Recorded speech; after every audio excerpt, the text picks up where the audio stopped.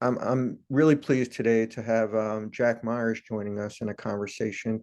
Um, we haven't done many of these, but I've always thought of Jack as one of my mentors. But he also kind of introduced me to what I consider my graduate school of training in the industry. I had been a trade reporter for a dozen years at Adweek and Ad Age, and when I joined Jack, I got to see behind the scenes a little bit about how the industry really works.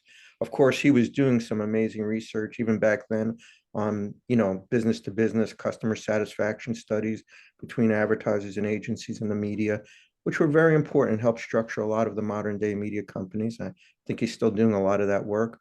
But also, there were some amazing consulting practices he got involved in, and I got to participate in them vicariously, not as a management consultant, but just being privy to it, and it educated me on the business. And just to give you a little snapshot, I mean, Jack was involved in very high profile early internet adoption things, like the first attempts to bring online media trading online with Media Passage and AdAuction.com. Even had a little bit of a consulting gig with Enron before that unfolded. Believe it or not, they were going to get into media trading. So would have been interesting to see how that panned out. He worked with Sony on the launch of their first online presence with Sony Station. I mean, I could go on and on and on, but the reason we're talking today is some of the projects he worked on specifically helped restructure advertising and media planning and buying as we know it.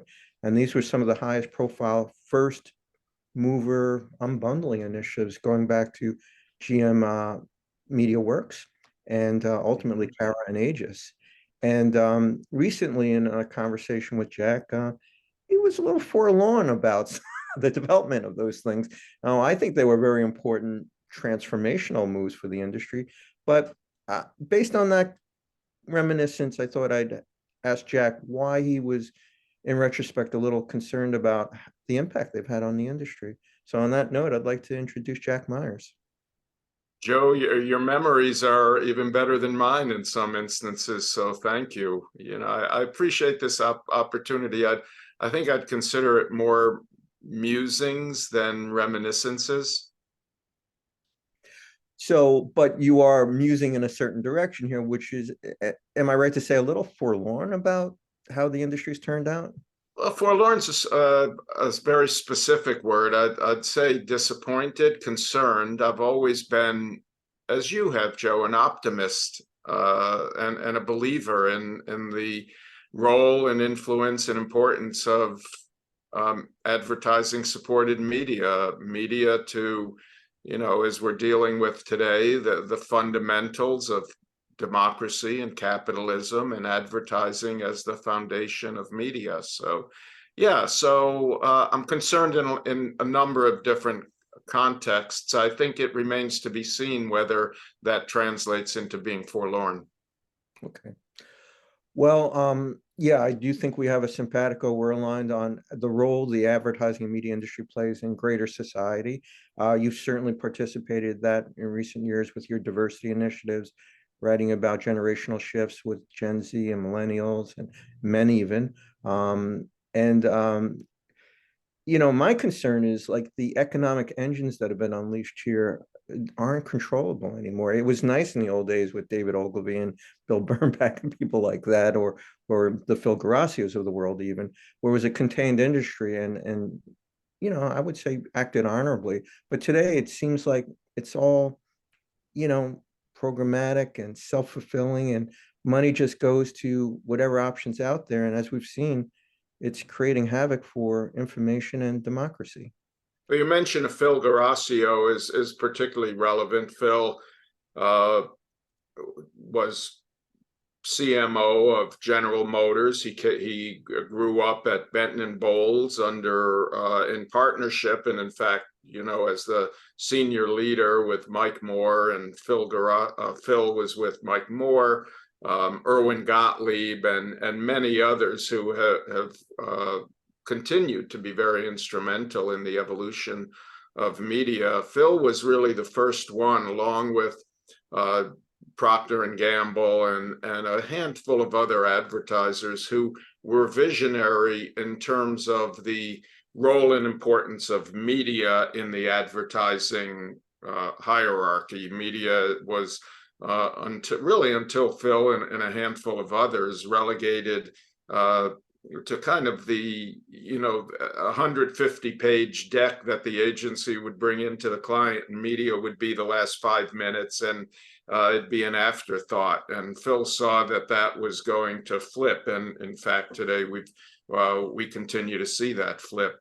What I don't think Phil necessarily anticipated, and I didn't anticipate, was that evolution to media, which shifted away from marketing and into procurement and purchasing, away from the creative opportunities that media offers to the commoditized transactional programmatic realities of it being a transactional commoditized industry. And that's where the concern is today, Joe, that the industry has forgotten innovation and creativity as a foundation.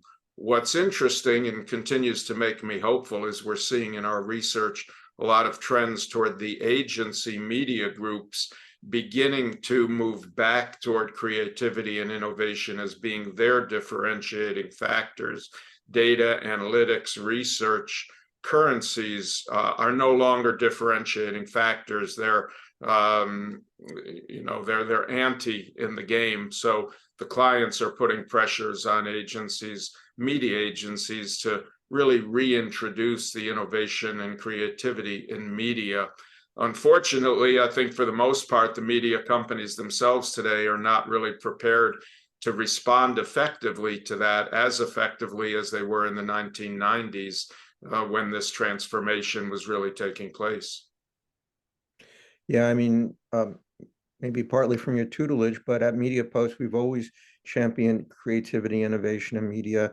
That's what our Agency of the Year Awards criteria are based on. It's why we created the Creative Media Awards.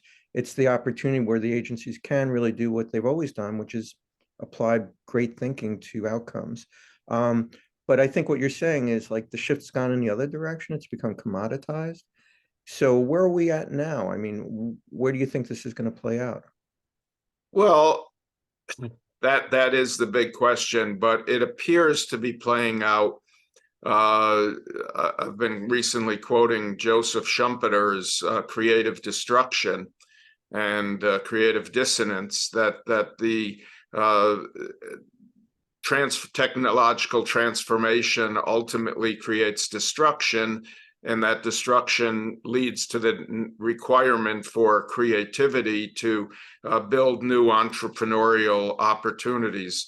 Advertisers are increasingly looking and implementing those creative opportunities at TikTok or Meta on the digital side, and the legacy media, for lack of a better description, of the television networks, the companies that originated in print, are really trying, and in many cases unable to restructure their economics because of Wall Street pressures, quarterly pressures, to introduce long-term innovation the way that digital VC funded and equity funded companies are able to invest in innovation and more long-term strategies. So if we continue on the current path, we're going to see a continuing decline of legacy media companies and increased consolidation, contraction, and a complete realignment of the industry that's already begun toward digital, not only begun, but well advanced, that we're going to continue down that path. And I think that's really unfortunate because it puts long-form content creation in jeopardy. It puts investigative journalism and quality news in jeopardy, which it already is. And we're seeing that the role of the media agency is going to continue down a path of being very transactionally oriented, with new groups, new agencies that integrate media and creative, but truly innovate on the creative side of the equation, are going to increasingly emerge as being the dominant forces for their clients. So I want to go back to something you touched on a little earlier in our conversation about the impact on society overall. And it feels to me, along with these unintended consequences, the power of great brands and agencies to influence the world has reduced because of this commodification and transactional orientation. And I think we saw it a few years ago when agencies and brands called for a boycott of Facebook, and they stuck it out for, I don't know, at least a month or so. And Facebook's quarterly earnings actually went up. They actually had greater sales. And, more recently, some of the pullouts from X Corp and, what's going on in the last few weeks, even with Elon Musk and whether he is or isn't, an anti-what. A lot of brands have tried to put pressure on it, and it doesn't seem like it's having any impact. Do you think the world we've created, and I'm sorry to say that you helped partly create, maybe doesn't have the controls anymore? There's a lot to unpack there, Joe, in the first half of that question, and in the second half, or maybe it's in quarters even. But let's go back to the beginning in terms of societal impact. As you know, my education is in something called media ecology, and I've been proudly aligning myself with media ecology, which is the study of the impact of media on culture, society, business, politics, and the flip side of that, and really dedicated my whole career to recognizing and reporting on the role of media in society. In 1993, I think, just as we were working and collaborating together, I wrote a book called Ad Bashing: Surviving the Attacks on Advertising. And the first chapter focused on a lot of the negative forces that were looking for increased taxation of advertising and different ways to put regulatory controls on advertising. And I questioned that and pointed out that if you take away advertising, restrict advertising, put challenges in the way of advertising's growth and success, that it would impact on the fundamental value and importance of media in society and capitalism. Now I look back at that and say, well, maybe there should have been more controls and more regulations. It was the elimination of the standards and practices at networks and in nationally regulated media, elimination of the fairness doctrine, political advertising on federally licensed broadcasters. All of these went away, and we now have a free-for-all. In that free-for-all, Joe, we have a number of concerns and dangers that, frankly, were the concerns and dangers of many in the early 1990s that have emerged to be very real. I think we see that in the political landscape today, of course, and we certainly see it in a biased and opinionated news, with quotes around news, for sure. The challenges in social media around disinformation, misinformation, fake news, and that there are fundamentally no viable controls that can put restrictions on that at this point. At the same time, to your point in kind of the second half of the question, the willingness of advertisers to put long-term controls in media, and while everyone plays the brand safety game and claims that brand safety is a priority, in fact it's not and hasn't been.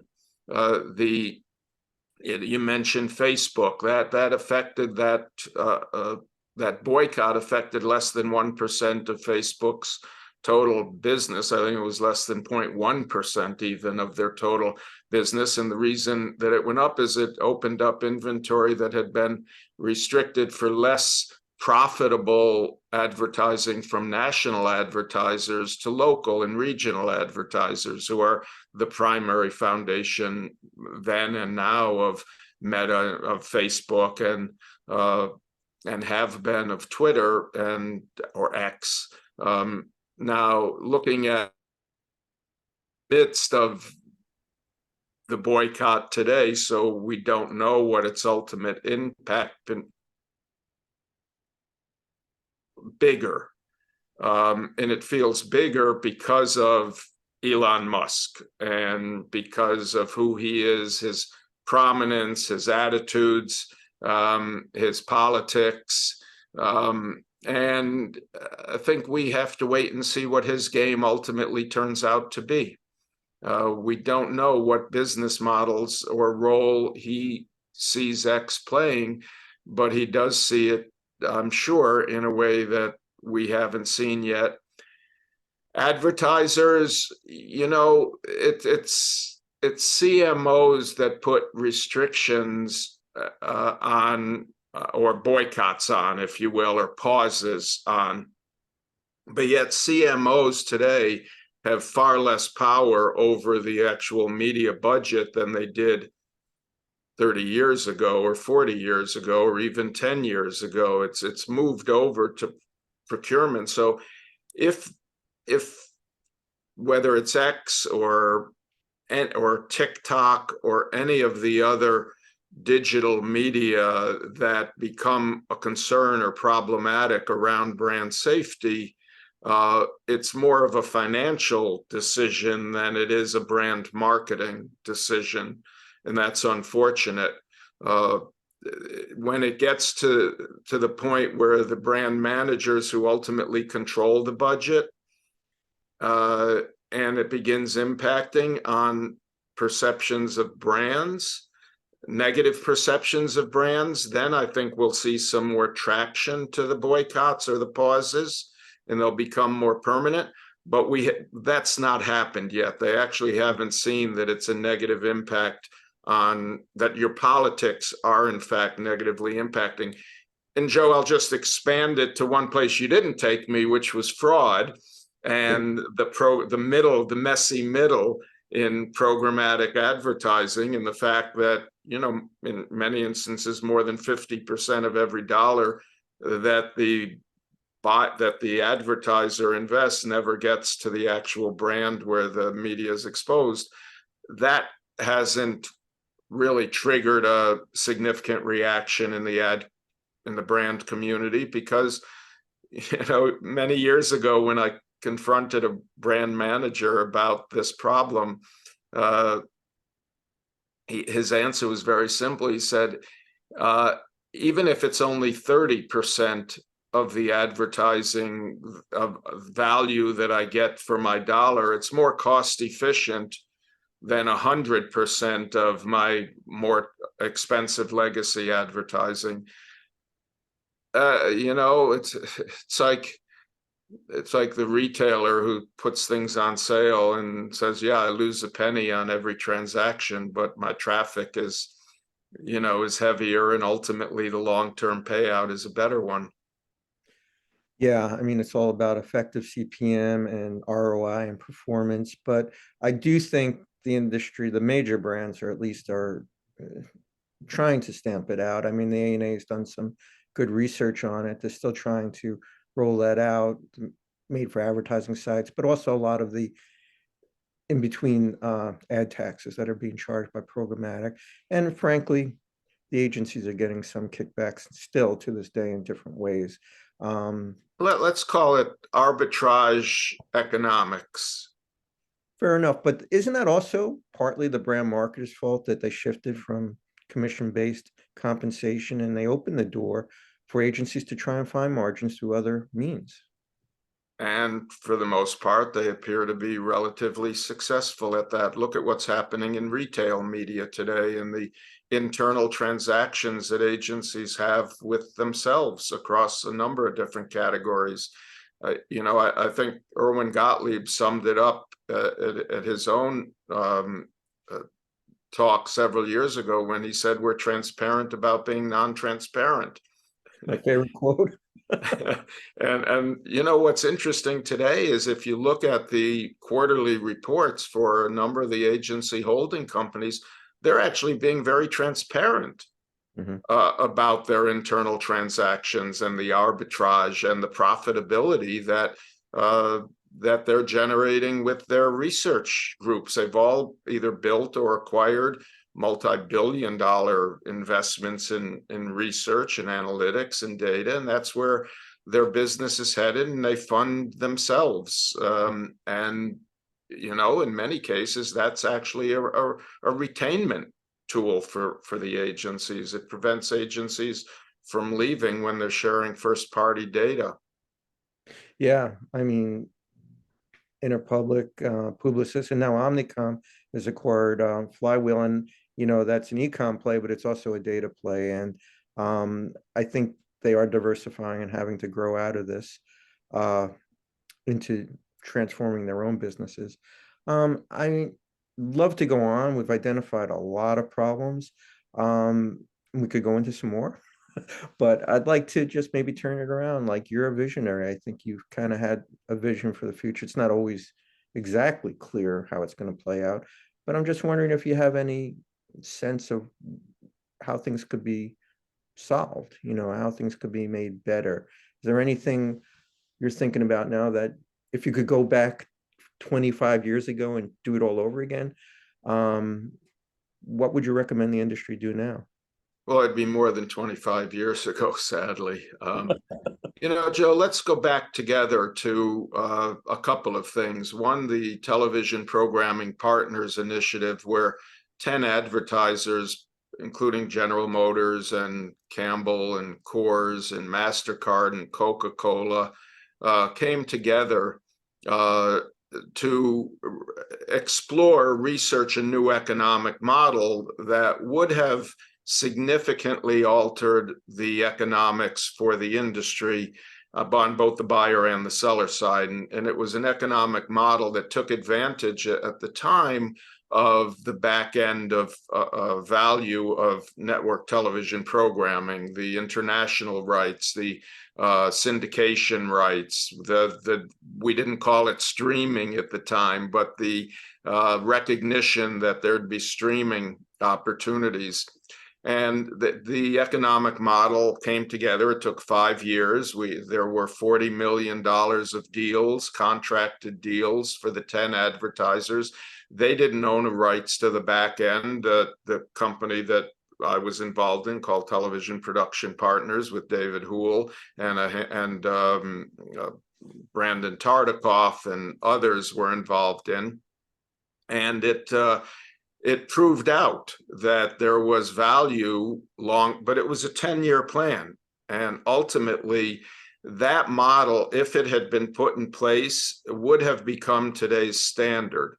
Okay. It would have made things like the strike that we've just struggled to and the Hollywood community has just struggled through unnecessary, because it would have incorporated the talent. It would have created a pool of funding that with streaming went away when the work for hire economics were put in place in Hollywood, where there was no back end anymore, whether it was Netflix or any of or Amazon or Apple or any of the streamers.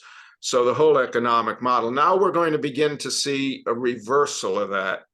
And I do think that we're seeing a small window if the networks, cable, broadcast, and a handful of streamers were to come together again and say, let's reinvent, let's just take 10 to 20% of our business and reinvent the economic model away from Nielsen or ComScore or iSpot, or, so that's number one. Number two, Joe, is the incredible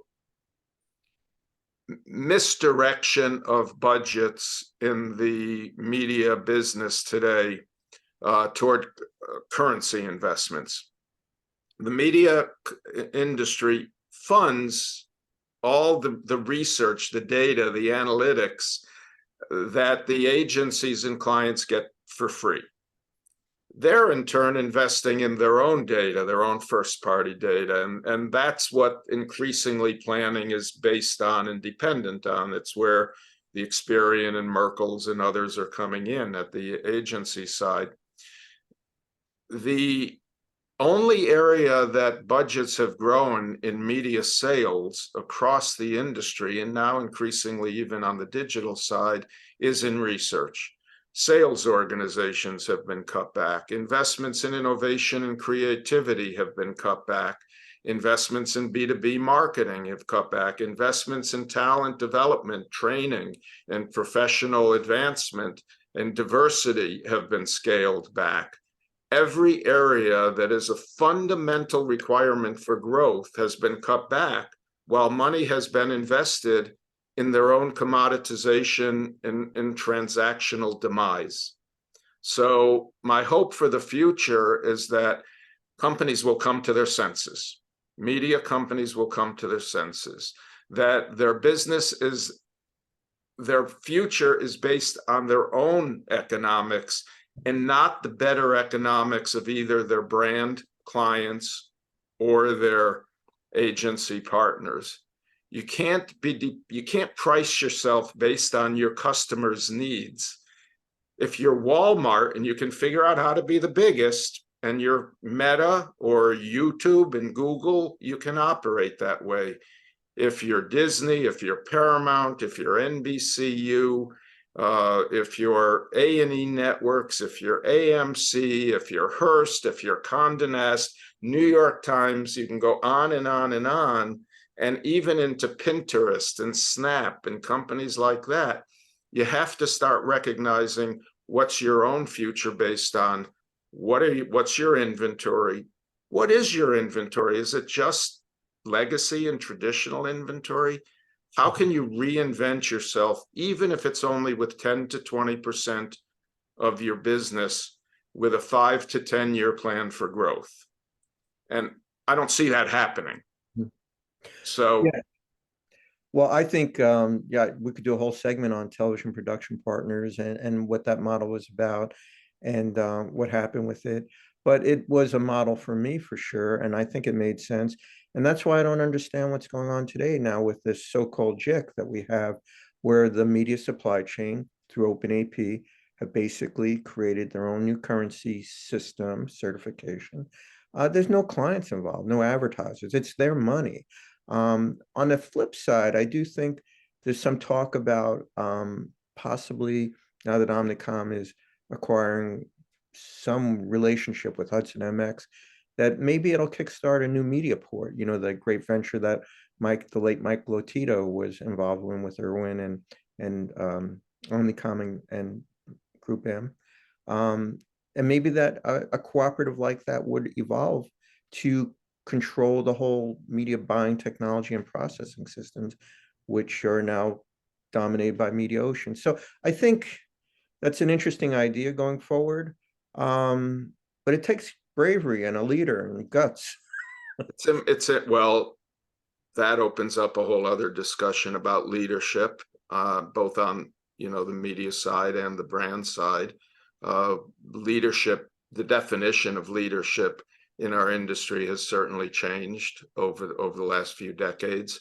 If you look back, you know, and I think leadership needs to come from the financial side in many ways, as they begin to understand that their economics are no longer best served by pure cost efficiencies, and that as first-party data begins to reflect perhaps that innovation. I think we're seeing in sports, we'll see how that evolves. That's the first place if innovation and creativity and advertising is going to happen, it's going to happen there. And we're already seeing it with, you know, advertising full screen. We're seeing it a little bit in news.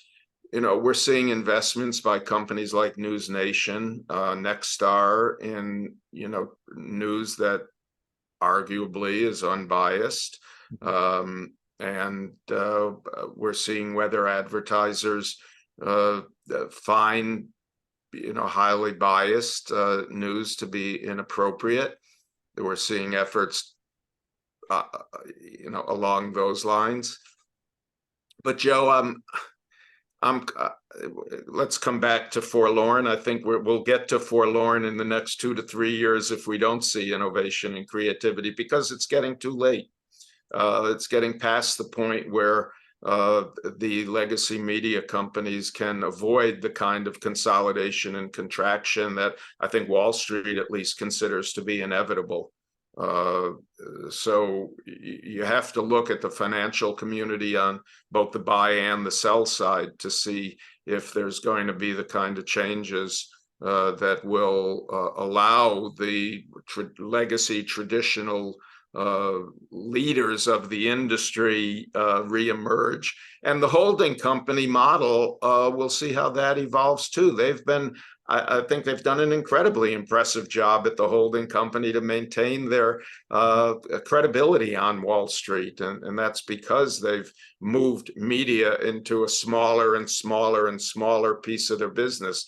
We've seen Disney move, ad-supported media into a smaller and smaller and potentially non-existent part of their business model. We're seeing shifts at companies like Charter and Altice and Comcast on the MVPD side, and the consolidation at the streaming level and how that is, that's inevitable. That's probably the next 18 months will be very different.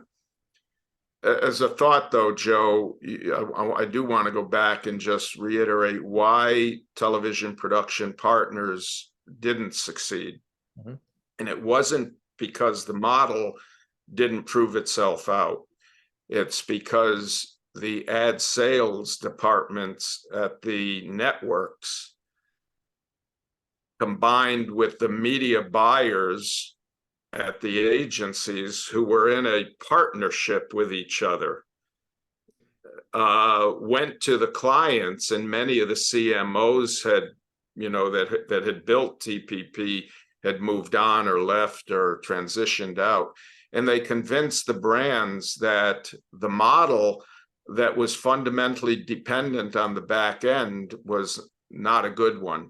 That there was no more demand in the international marketplace for US programming, that syndication of content was drying up, that this farcical idea that there would be internet-based streaming was never going to materialize. So they were investing in something that really had no long-term economic future. And by the way, they were investing by saying that they're going to get 20% less cost efficiency for this small chunk of their spending that they were allocating. And who was going to make up for that loss in efficiency? And so the industry killed itself when it did that. And that's the concern, Joe, is that, you look back at, the early days of cable when the networks tried to kill cable, and, the internet that they failed to invest in or, invested in the wrong ways. It's just a continuing cycle of ineffective investment in the future. So when you say what's the future, I think, Joe, you and I, as I started out, have been optimists all of our careers and believers in this industry. I continue to believe, I continue to invest. We've made Media Village, into an educational platform built off of a nonprofit business model. One voice is showing up behind me saying the industry has to come together with one voice to innovate and create and grow together with core investments, and that fundamental investment is in our talent. And that's where I'm hopeful that we do bring in and support and retain the young generation that's come into our business and is increasingly dominant, and that we give them the ability to kind of take over. Well, we covered a lot of ground, and I know we could go on and drill into that last point, but I'm hoping I can take you up, and maybe not in 3 years, but in some near-term timeframe, we could have a follow-up conversation and see how things are developing. Joe, you've been such a great partner, and there is no one in our industry, and I believe this and believed it when we worked together many years ago. There's no one in our industry who does a better job of looking behind the scenes, looking under the tent, with deep, rich understanding of the dynamics that drive the industry forward. And so I'm very complimented by your wanting to have this conversation and by your friendship and partnership over the years. Well, you taught me everything I know, so